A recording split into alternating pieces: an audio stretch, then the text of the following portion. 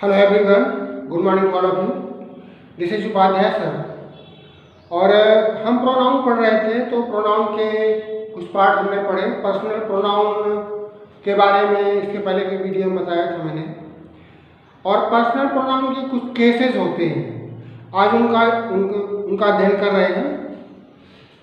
Pronoun case of personal pronoun.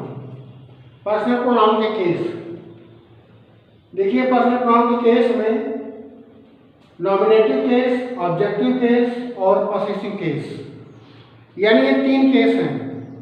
Nominative case को subjective case भी बोलते हैं, और ऑब्जेक्टिव केस मतलब ऑब्जेक्ट के रूप में कोई वर्ड आता है, और पॉसेसिव केस का मतलब ऐसे वर्ड जो अधिकार बताएं।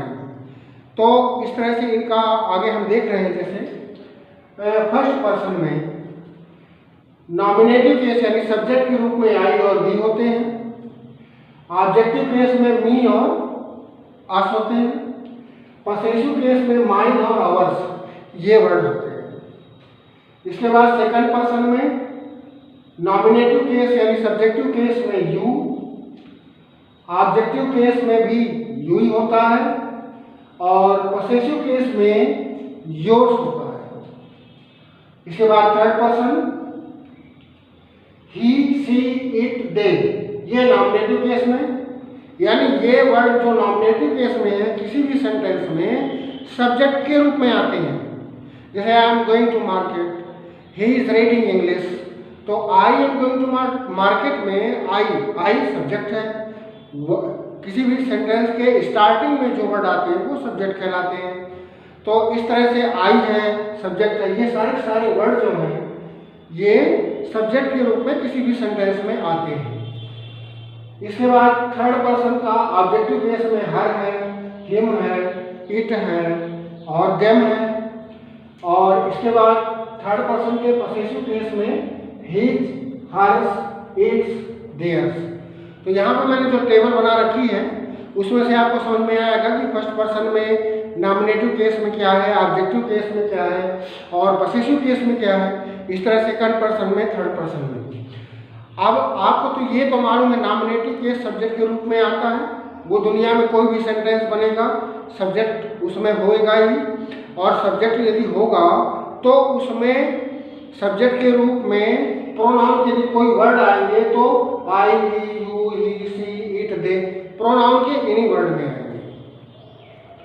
बात आती है ऑब्जेक्टिव केस की। तो ऑब्जेक्टिव केस में आपको मालूम होना चाहिए कि जो ऑब्जेक्टिव केस में जो वर्ड होते हैं वो ऑब्जेक्टिव केस में जो वर्ब के बाद जो होता है वो ऑब्जेक्ट होता है, और प्रेपोजिशन के बाद जो होता है वो ऑब्जेक्ट माना जाता है। यानी किसी भी सेंटेंस में वर्ब के बाद जो भी लिखा होता है, जो भी वर्ड होता है वो ऑब्जेक्ट, और यदि प्रेपोजिशन है तो प्रेपोजिशन के बाद भी ऑब्जेक्ट ही होता है। ये दो फंक्शन होते हैं, यही रूल है इसका ग्रामर का। अब एग्जाम्पल में देखिए, यू आर स्कोल्डिंग हिम। इस सेंटेंस में ये स्कोल्डिंग ये क्या है, ये वर्ब है। तो वर्ब के बाद क्या है, हिम, यानी यहाँ पे ऑब्जेक्ट क्या हुआ, हिम हुआ। क्या आप यहाँ पे ही लिख सकते हैं? नहीं लिख सकते, क्योंकि हमारा रूल बता रहा है कि ऑब्जेक्टिव केस में हम जो है हिम लिख सकते हैं, यू लिख सकते हैं, मी लिख सकते हैं, अस लिख सकते हैं, पर हम ही नहीं लिख सकते, सी नहीं लिख सकते। ये नॉमिनेटिव केस है, ये सब्जेक्ट के रूप में आते हैं। तो इस तरह से यहाँ पर हिम ये ऑब्जेक्ट हुआ। They are laughing at me. अब यहाँ पे ये एट, ये क्या है, ये प्रेपोजिशन है। प्रेपोजिशन के बाद मी आया, ये क्या हुआ, ऑब्जेक्ट हो गया। यानी अभी मैंने बताया जो वर्ब और प्रेपोजिशन के बाद ऑब्जेक्ट आते हैं। तो एग्जाम्पल के रूप में आप देख रहे हैं यहाँ पे एट प्रेपोजिशन है और इसके बाद मी है। इसमें देखो लेट अस गो, इसमें क्या जानते हैं लेट का क्या होता है? बहुत बार लेट का प्रयोग होता है, और जैसे मैथ्स में भी कुछ चीज़ सपोज करते हैं हम, तो उसमें भी लेट का प्रयोग करते हैं। Let the number be x या ऐसे करके। तो लेट जो है क्या है, आपको मालूम है कि लेट एक वर्ब है, और क्योंकि ये वर्ब है इसलिए इसके बाद क्या है अस, ये अस क्या होना चाहिए ऑब्जेक्टिव केस, यानी वर्ब के बाद ऑब्जेक्टिव केस यहाँ पे रहेगा। इसके बाद आगे देखते हैं एग्जाम्पल में, he is taller than me, he is taller than I. यहाँ पे दो सेंटेंसेज हैं, इन सेंटेंसों में बहुत कसमकस है। मैंने देखा है बुकों में कहीं कहीं मिलता है ही इज टॉलर देन मी, और बहुत हाई क्लास की बहुत अच्छी बुक्स में ये भी मिलता है he is taller than I. लोग ज़्यादातर he is taller than I me को जो है लास्ट में ला करके बोलचाल की भाषा में बहुत ज़्यादा यूज करते हैं। असल में जो लैंग्वेज है वो भाषा है वो फॉर्मल और इनफॉर्मल, यानी फॉर्मल मतलब जो ग्रामर से रिलेटेड हो और इनफॉर्मल मतलब जो बोलचाल की भाषा में यूज होती हो।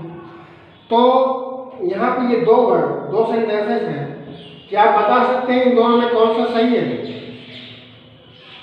इन दोनों में दोनों सही है, दोनों सही हैं। अब ये जो वर्ड है ये इनफॉर्मल है, यानी बोलचाल की भाषा में बहुत ज़्यादा बोला जाता है, और ये फॉर्मल है।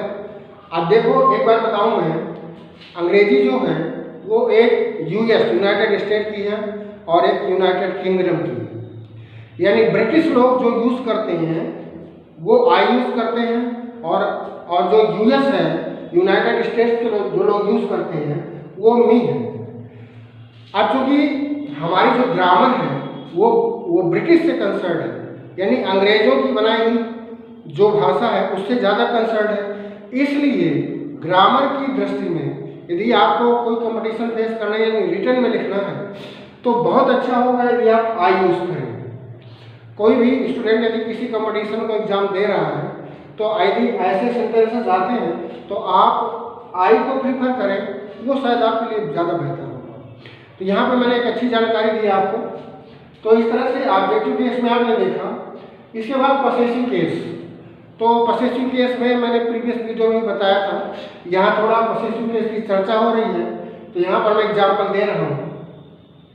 There books are, these books are ours. यहाँ पे आवर्स, आवर्स जो है वो पसेसिव केस से रिलेटेड है और बुक्स पर हमारा अधिकार है। ये पसेशन क्या होता है? पसेसिव अधिकार बताना। तो बुक्स पर आवर्स वर्ड आया है, ये आवर, माई, ये जब वर्ड किसी भी सेंटेंस के अंत में आते हैं तो इनमें इनका रूप चेंज हो जाता है। जैसे माई का माइन हो जाता है, और माई तो वो प्रोनाउन तो है ही नहीं है, वो तो एडजेक्टिव में है, क्योंकि प्रायः माई के बाद कोई ना कोई नाउन आया करता है। इसके बाद अगला देखिए example, those pencils are yours. तो यहाँ पे योर्स है, यानी पेंसिलों पर अधिकार किसका है? योर, आपका, तुम्हारा। इसके बाद this book is hers, this frock is hers. यहाँ पे फ्रॉक पर किसका अधिकार है? हर्स, उसका, उसकी, कोई फीमेल के बारे में बात हो रही है। तो आपने देखा कि जो पसेसिव केस के वर्ड्स हैं वो किसी भी सेंटेंस के लास्ट में आते हैं और वो अधिकार बताने के लिए होते हैं। तो इस तरह से आपने देखा ये पर्सनल प्रोनाउन के केसेस में नॉमिनेटिव केस, ऑब्जेक्टिव केस और पसेसिव केस, इनको मैंने डिफाइन किया। तो ये वीडियो आपके लिए बहुत यूज़फुल है और आपका नॉलेज इससे बहुत इंक्रीज हुआ। और इसके बाद अगला पार्ट में नेक्स्ट वीडियो में